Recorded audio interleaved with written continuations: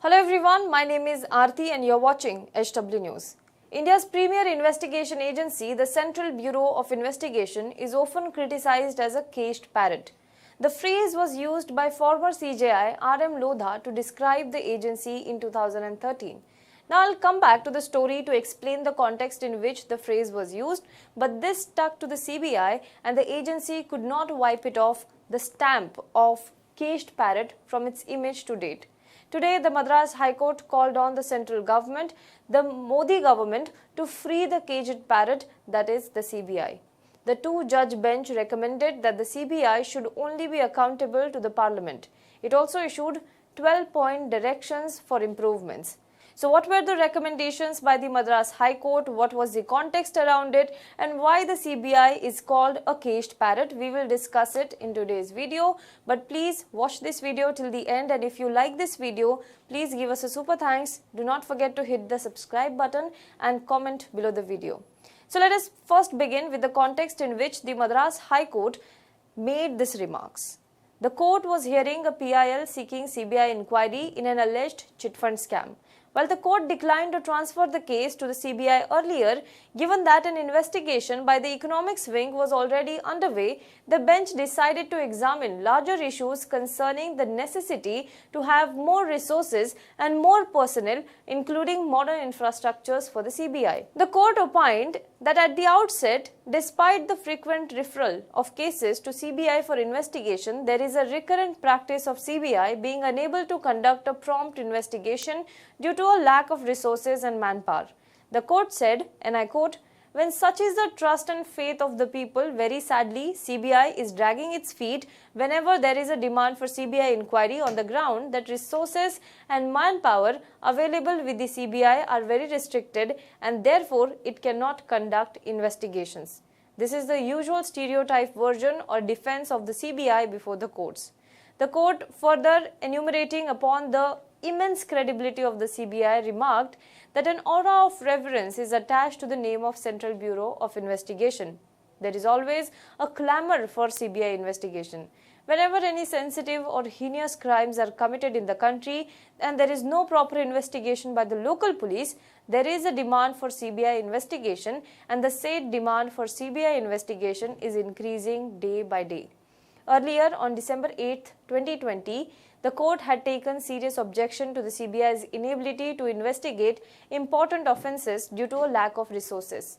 It said that many cases which are investigated by the Central Bureau of Investigation, even serious cases, have ended in acquittal. It badly reflects upon the investigation of the CBI. Hence, the time has come to look into the problems faced by the CBI.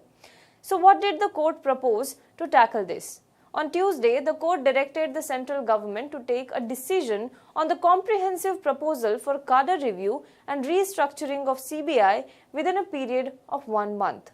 Furthermore, it was observed that officials and staff should be independently recruited by the CBI and given proper training instead of depending upon the deputation from police forces and other forces. There are some directions that Madras High Court issued to the central government. Now let us talk about some of them.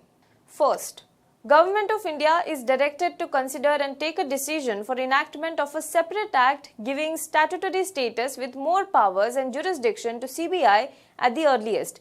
Now currently, CBI reports to the Department of Personnel and Training under the Prime Minister's office. Its director is chosen by a 3-member panel comprising of the Prime Minister, the Chief Justice of India, and the Leader of the Opposition. The statutory status will ensure that there is less chances of government meddling in its functioning. It will also make CBI answerable to the Parliament.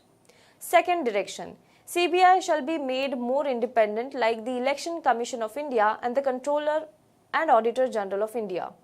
Third recommendation, separate budgetary allocation shall be made for the CBI. Fourth, Director of CBI shall be given powers as that of the Secretary to the government and shall directly report to the Minister or the Prime Minister without going through the Department of Personnel and Training. Fifth recommendation, Central government shall make CBI independent with functional autonomy without administrative control of the government. Sixth, CFSL shall have more modern facilities and should be augmented on par with the facilities available to the Federal Bureau of Investigation in the United States of America and Scotland Yard in the United Kingdom. DOPT is directed to pass orders on the CBI restructuring letter after consulting with other departments if necessary within a period of 6 weeks from the date of receipt of a copy of the order. CBI should file a well-thought-out policy within a period of 6 weeks for permanently recruiting cyber forensic experts and financial audit experts so that all the branches and wings of CBI should have these experts available with them, not on a case-to-case basis. Department of Personnel and Training should clear all the pending proposals pertaining to the CBI's infrastructure development, for example, land construction, residential accommodation, upgradation of available technical gadgets, etc. within a period of 6 weeks. Now, it also said that CFSL attached to CBI should clear all the pending cases as on 31st of December 2020. Furthermore, the court said the details of the cases wherein charges have not been framed by the trial court despite charge sheet being filed by the CBI for more than 1 year should be shared by the Director CBI with the respective Registrar General of the High Court. It has asked that CBI should send another detailed proposal seeking a further increase in the division or wings as well as strength of officers in CBI to the Government of India within a period of 6 weeks, and the Government of India should pass orders on the same within a period of 3 months of its receipt. So let us talk about why CBI is called a caged parrot. In May 2013, during UPA government, a bench of the Supreme Court came down heavily on the CBI while hearing a coal scam case, saying that the probe agency had become a caged parrot, speaking in the voice of its political masters.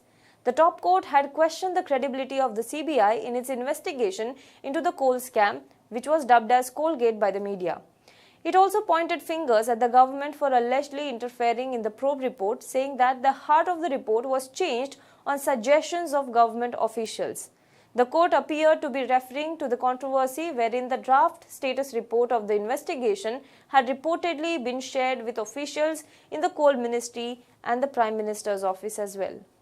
Now let me tell you some of the facts about the CBI which are also considered hindrance in its working. Now, even though CBI is viewed as a central agency, it is not actually governed by a law passed by the Parliament. The CBI draws its powers from the Delhi Special Police Establishment Act 1946 and its primary jurisdiction is only confined to Delhi and Union territories.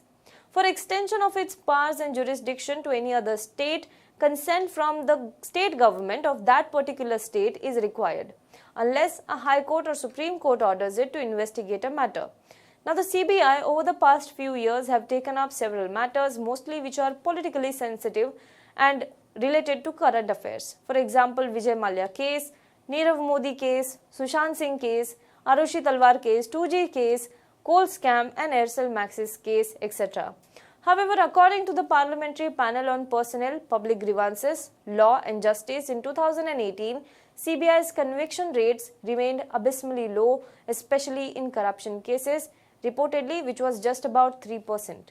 The agency claims to have improved it in 2020. It claims that the conviction rate of CBI has increased from 68% to 69.19% in 2019 compared to the previous year, that is 2018. But there is no way to independently establish the same. Hopefully, the government will consider Madras High Court directions and free the caged parrot in true sense. Do let us know what you think about this in the comment box below. For more news and updates, you can log on to www.hwnews.in.